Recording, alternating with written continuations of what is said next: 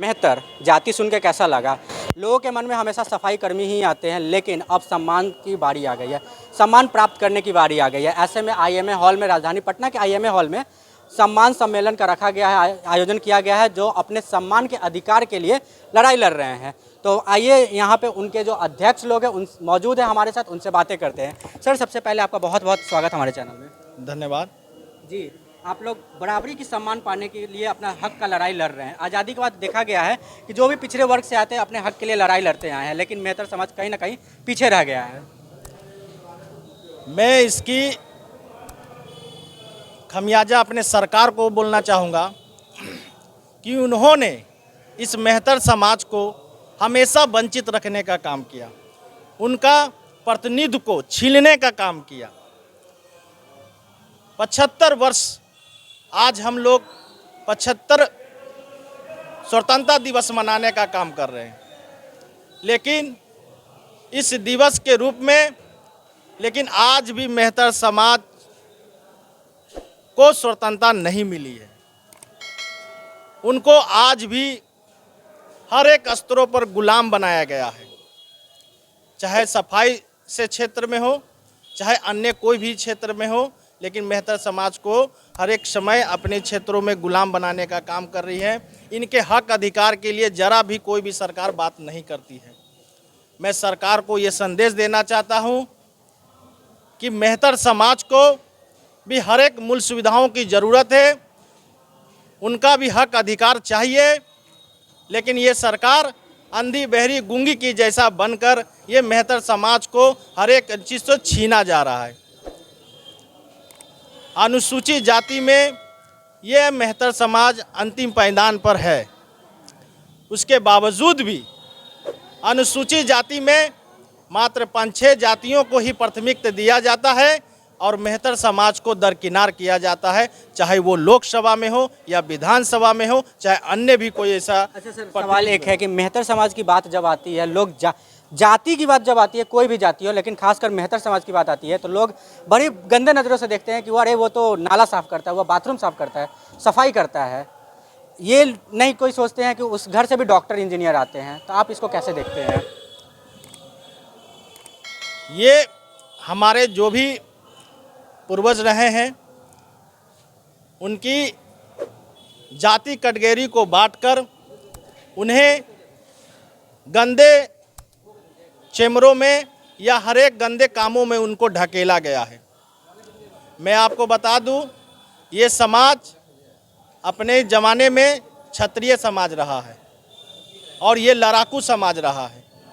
आज मैं बता दूं कि इस वर्तमान की स्थिति में आज हमारा मेहतर समाज को भी एक प्रतिनिधि और शिक्षित लोग को ज़रूरत है, और हमारा समाज कहीं ना कहीं शिक्षित भी है, लेकिन उनको रोजगार से वंचित किया जा रहा है और सरकार इनको सम्मान योग्य कोई भी ऐसा जगह नहीं दे रही है ताकि वो दुनिया समाज में आंख उठाकर सर झुकाकर चल सके कि मैं एक मेहतर समाज का बंदा हूं और ये मुझे सरकार के माध्यम से इस जगह पर हमें स्थान दी है अपने लोगों को जगाने के लिए। इस चीज़ से भी हमको अपने सरकार से ये शिकायतें हैं कि हमारे मेहतर समाज को भी उस जगह पर सम्मानजनक दें जो अपने समाज को गोलबंद कर सके। अच्छा सर, सवाल ये है कि बिहार की राजनीति की बात करें या देश की राजनीति की बात करें, लेकिन वहाँ पे कहीं भी विधान परिषद हो या विधानसभा हो या राज्यसभा हो, कहीं भी मेहतर समाज के एक भी लोग नहीं दिखते हैं राजनीति में। तो इस पर आप दोनों क्या कहना चाहते हैं? देखिए, एक तो हम लोग वंचित समाज हो गए हैं। हमारे बाबा साहब अम्बेडकर साहब ने सबको संविधान के लिए हक लड़ाई की बात किए थे, फिर भी आज हम लोग मेहतर समाज वंचित है। वंचित क्यों हैं? कि सभी वर्ग के लोग, अनुसूचित जाति लोग अपने अपने वोट के लिए हम लोग को किसी लाभ प्रलोभन में देकर, चाहे किसी भी व्यक्ति को पैसा देकर अपने वोट को अधिकार को ले लेते हैं। लेकिन हम लोग को कहीं भी ऐसा आता है कि जहीं सीट मांगा जाता है, जैसे मैंने 2020 में मैंने सीट मांगा था आरजेडी से, मैंने आरजेडी को 7 साल झंडा ढोया, आरजेडी ने मुझे टिकट नहीं दी। तो मैंने ऐसा, इसके पीछे क्या वजह था? वजह यही था कि आप लोग कमज़ोर हैं, वंचित हैं, जागरूक नहीं हैं। मेहतर चला जाएगा विधानसभा में लोकसभा में तो बात अपने उठाने लगेगा। तो पासवान जी लोग हैं, रविदास जी लोग हैं, पासी लोग समाज के हैं, ऐसे 5-6 लोग जाति के हैं, मुसहर जाति के हैं, उन लोग को प्रतिनिधित्व पहुँचा जाएगी। इसलिए मेस्तर और डोम को कोई नहीं चाहता कि प्रतिनिधित्व करे। लेकिन अब हमारा समाज अब जाग चुका है, बहुत सोया, लेकिन आज हम लोग संदेश दे रहे हैं कि ये केंद्र सरकार तक जाएगी। आज समझ जाइए कि 8 साल हो गया। 8 साल में नीतीश जी कब बारी गठन किए हम लोग का आयोग का। यहाँ अनुसूचित जाति का आयोग है, महादलित का आयोग है, सफाई कर्मचारी का आयोग है। बताइए कि आप लोग कहाँ आयोग कमीशन के देख रहे हैं? आप यही लोग बताइए कि अब हम लोग का जो हक अधिकार है वो भी वंचित हैं। तो अब क्या सोचे राजनीति के बारे में? अब लड़ाई हम लोग को जारी है। मतलब पॉलिटिकल पार्टी बनाने का सोच लिया? जी जी, एकदम आर पार की लड़ाई है। मेहतर समाज एकदम आर पार की लड़ाई लड़ेगा। अब किसी के बहकावे में और किसी के दबाव में और किसी को माने बहलाने फुसलाने में ये कभी नहीं आएगी।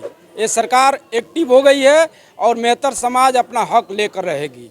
ऊपर भाषण दिया जा रहा था जिसमें रैलियां की भी बात की जा रही थी कि दिसंबर माह में बिहार में रैली निकाली जाएगी और पूरे देश से मेहतर समाज को बुलाया जाएगा। तो क्या लगता है उस रैली में कितने लोग मौजूद रहेंगे? उस रैली में 5-6 लाख लोग आएंगे। बिहार से और अदर स्टेट से भी लोग आएंगे।